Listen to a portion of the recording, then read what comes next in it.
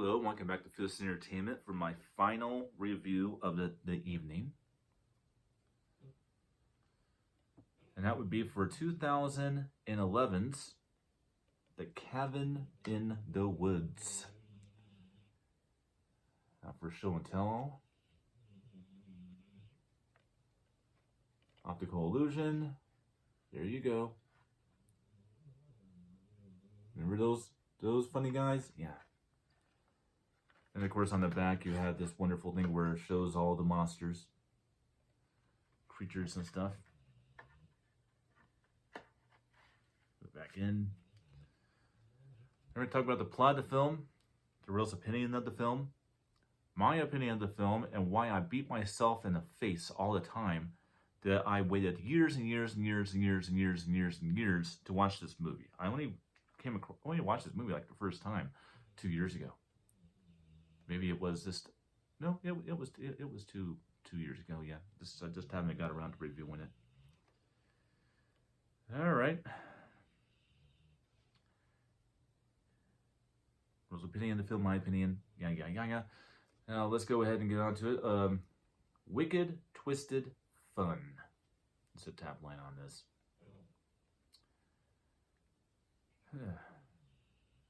A rebellious group of 5 college friends steals away for a weekend of fun in an isolated country cabin, only to be attacked by horrific supernatural creatures in a night of endless terror and bloodshed. Sound familiar? Well, just wait, it's not. As the teens begin to extrapolate standard horror movie behavior, a group of technicians in a control room are behind it in something even more controlling every move the terrified kids make, with their efforts continuously thwarted by an all-powerful eye in the sky. Do they have a chance of escape? So basically this is Evil Dead, but being controlled by some sort of government thing. But it's also the precursor to Escape Room. Matter of fact, I would say that Escape Room wouldn't exist if it weren't for Cabin in the Woods. It created the subgenre. It literally created it. So that's interesting. Alright, so the real's opinion of The Cabin in the Woods. They really think this is one of the best horror films of all time. I would say it's not one of the best horror films of all time. It might be one of the best horror films of the past 20 years. They like the fact that it has comedy in it, but it also has some pretty crazy graphic effects in it. And the creatures in this movie are pretty freaking scary. Well, my opinion. Well, we all know how much of an Evil Dead fan I am. I love the Evil Dead franchise. Looking forward to the next one. So when I got into this movie,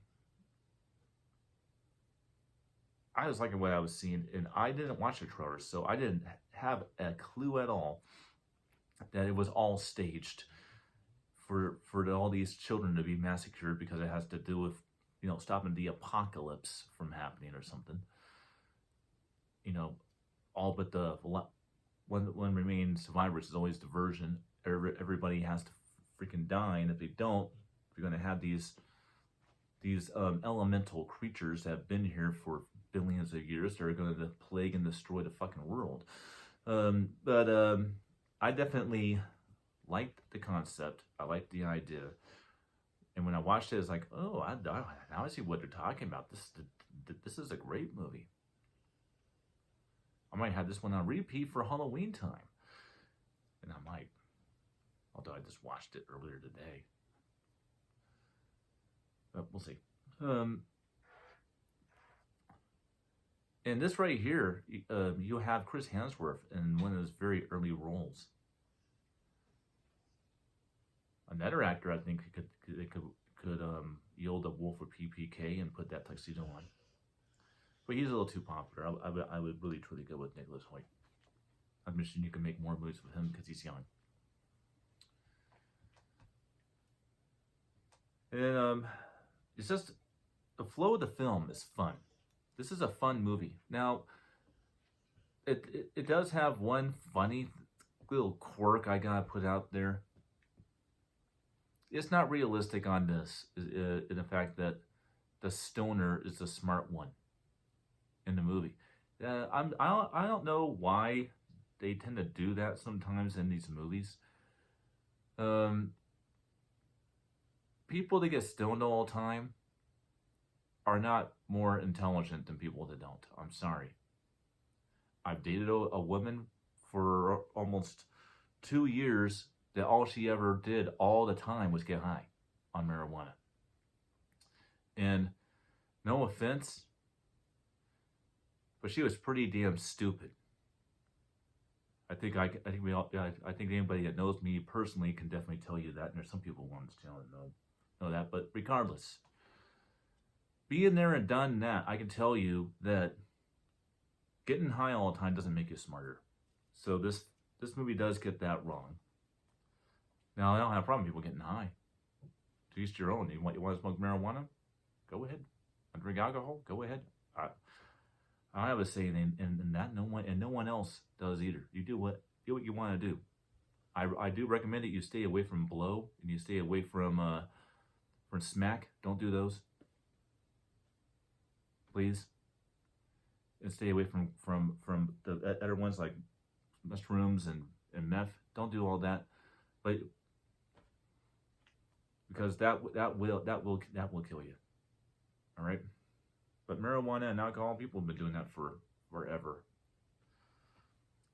But I do not agree with the narrative that in this film that they say that they made the one that seems like he's stupid because he's smoking marijuana all the time, the smart one.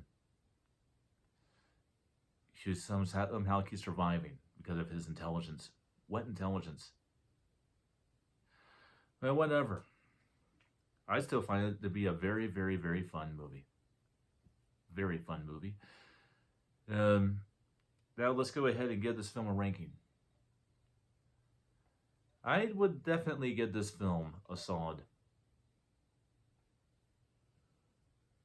3.5 stars. I'm not giving it 4.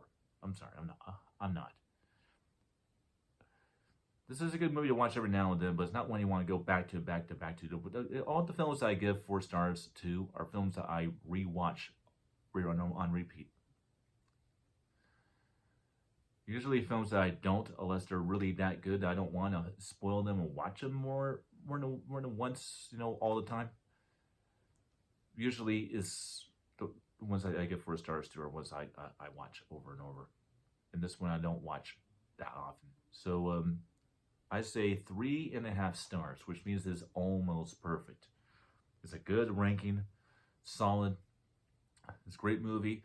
So if you haven't seen The Cabin in the Woods from 2011, Foose says check it out. Feel free, like always, feel free to subscribe, like this video, share it, comment below, and I'll see you guys for my next series of reviews, which will be soon. Until then, and I already know what they are, but I'm waiting on some things to arrive, so it might take a couple of days.